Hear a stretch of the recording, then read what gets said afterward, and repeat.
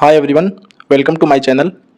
आई hope आपकी NEET exam की तैयारी बहुत ही अच्छी चल रही होगी। आज हम लोग डिस्कस करेंगे बायोलॉजी सब्जेक्ट के बारे में, है ना, कि बायोलॉजी में मैक्सिमम मार्क्स कैसे स्कोर किया जाए। तो आप लोग जैसे जानते हैं कि जो नीट में बायोलॉजी का जो वेटेज है ना 50% का होता है ना। 720 में से 360 मार्क्स नीट के एग्ज़ाम में बायोलॉजी से ही आते हैं। तो आज मैं बायोलॉजी की स्ट्रेटजी बताऊँगा, रिसोर्सेज बताऊँगा कि कैसे आप ज़्यादा से ज़्यादा मार्क्स बायोलॉजी में स्कोर कर सकते हैं।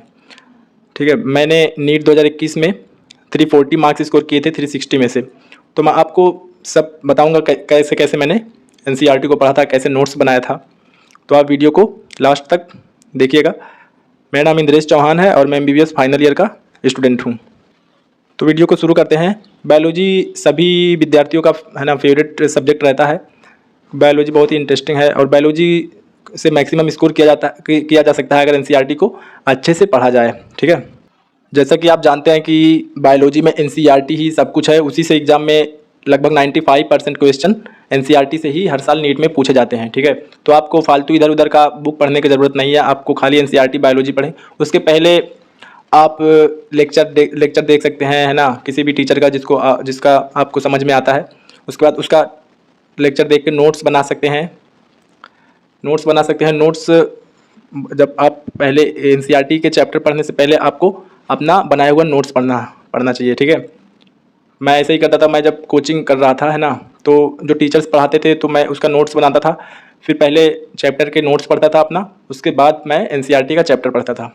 तो इस तरह से आप पढ़ सकते हैं। तो नोट्स को रिवीजन करने के बाद, है ना, जब आप एनसीईआरटी के चैप्टर को पढ़ें तो हाईलाइट कर लें कुछ इंपॉर्टेंट। सारे एनसीईआरटी के लाइंस इंपॉर्टेंट वैसे तो हैं, लेकिन उसमें कुछ ज़्यादा इंपॉर्टेंट है ना रहता है लाइंस, उसको आप हाईलाइट कर लें। और जो आपको समझ में ना आए उसको भी हाईलाइट कर लें, बाद में उसको लेक्चर से क्लियर कर लें। ठीक है, अब हम बात करें लेक्चर की, किनको लेक्चर देखना चाहिए, है ना, कि डिटेल में लेक्चर देखें कि वन शॉट लेक्चर देखें। तो देखो, अगर आप 11th या 12th में हो और अभी से 11th और 12th से ही नीट की तैयारी कर रहे हो, तो इसका मतलब आप बायोलॉजी के जो चैप्टर्स हैं उनको पहली बार पढ़ोगे, तो उसको डिटेल में पढ़ना चाहिए आपको ना। डिटेल लेक्चर देखो, यानी वन शॉट देखने से काम नहीं चलेगा। तो आप डिटेल लेक्चर देख सकते हैं। लेक्चर देखने के बाद एनसीईआरटी के चैप्टर को पढ़ सकते हैं, है ना। और जो ड्रॉपर हैं तो ऑलरेडी पढ़ चुके हैं, हर चैप्टर को पढ़ चुके हैं, तो उनको डिटेल लेक्चर देखने की ज़रूरत नहीं है। वही चैप्टर के डिटेल लेक्चर देखें जो उनका वीक चैप्टर हैं। तो जैसे जो बड़े चैप्टर हैं उनका भी डिटेल लेक्चर देख सकते हैं। जैसे जेनेटिक्स हो गया, जेनेटिक्स, इकोलॉजी, बायोटेक्नोलॉजी और एनिमल किंगडम और ह्यूमन हेल्थ और डिजीज एवोल्यूशन। ठीक है, ये सब बड़े चैप्टर हैं। Sexual reproduction in flowering plant, human reproduction.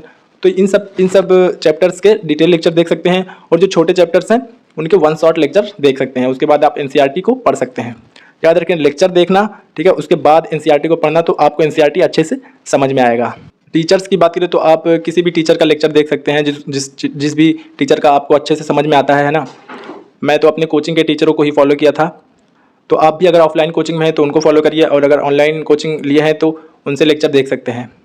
अब हम रिसोर्सेज की बात करते हैं कि नीट के बायोलॉजी में, है ना, कौन कौन से रिसोर्सेज हैं जिससे पढ़ के हम ज़्यादा स्कोर कर पाएंगे। तो रिसोर्सेज बस वही एनसीईआरटी बायोलॉजी है, क्लास 11th की बायोलॉजी और क्लास 12th की बायोलॉजी। उसी से आप उसी को बार बार पढ़ के आप अच्छा स्कोर कर सकते हैं। और आपको इधर उधर की बुक पढ़ने की कोई ज़रूरत नहीं है ना 10 जगह का। तो आप एनसीईआरटी पढ़ें, वही आपके लिए सफिशियंट है। और आप प्रीवियस ईयर के बुक ले सकते हैं, 10 ईयर, 15 ईयर, 20 ईयर, जितने भी, है ना, जितना भी आपको सही लगे। तो प्रीवियस ईयर क्वेश्चन का बुक ले लीजिए, पीवाईक्यू प्रैक्टिस करिए। तो रिसोर्सेज में इतना ही आप कर लीजिए, एनसीईआरटी और प्रीवियस ईयर के बुक और अपना नोट्स, जो आप नोट्स बनाए हैं लेक्चर देख के। और हम बात करें रिवीजन की, तो रिवीजन बहुत ज़रूरी है ना। रिवीजन बहुत ज़रूरी होता है। बहुत बार रिवीजन नहीं होता है तो एग्ज़ाम के टाइम पे ऐसे क्वेश्चन भी गलत हो जाते हैं जो टॉपिक, है ना, आप पढ़े हुए होते हैं, है ना। रिवीजन से आपको चीज़ें याद रहती है बार बार। बहुत बार ऐसा होता है कि क्वेश्चन गलत आते हैं, आपका पढ़ा हुआ टॉपिक से गलत हो जाता है। तो इसका मतलब ये रहता है कि आप सही से रिवीजन नहीं किए हैं। तो रिवीजन भी बहुत ज़रूरी है। उसके बाद बात करें टेस्ट की, तो टेस्ट सीरीज आपको देना ही देना है ना। टेस्ट से ही पता चलेगा कि आपकी बायोलॉजी की तैयारी कैसी चल रही है। तो टेस्ट एनालिसिस करने के बाद आपकी जो गलतियां हुए हैं ना, उसमें जो छोटी छोटी मिस्टेक होती हैं उसको आप सुधार सकते हैं। बार बार आप मॉक टेस्ट देंगे तो टेस्ट देने से आपकी स्पीड भी बढ़ेगी, क्योंकि बायोलॉजी में एक मिनट में एक क्वेश्चन करने ही होते हैं। अगर आप बायोलॉजी में कम टाइम पे ज़्यादा क्वेश्चन कर लेते हैं तो आपको फिजिक्स और केमिस्ट्री में ज़्यादा टाइम मिल पाएगा। तो टेस्ट सीरीज है ना, टेस्ट देना बहुत ही ज़रूरी होता है। आप प्रीवियस ईयर के भी नीट का जो पेपर है बायोलॉजी का उसको लेके बैठ सकते हैं 3 घंटा, और टाइमिंग लगा के आप ईमानदारी से अपना कर सकते हैं। और लास्ट पॉइंट मैं आपको बताऊं, एनसीईआरटी के डायग्राम बहुत ज़रूरी है, ठीक है।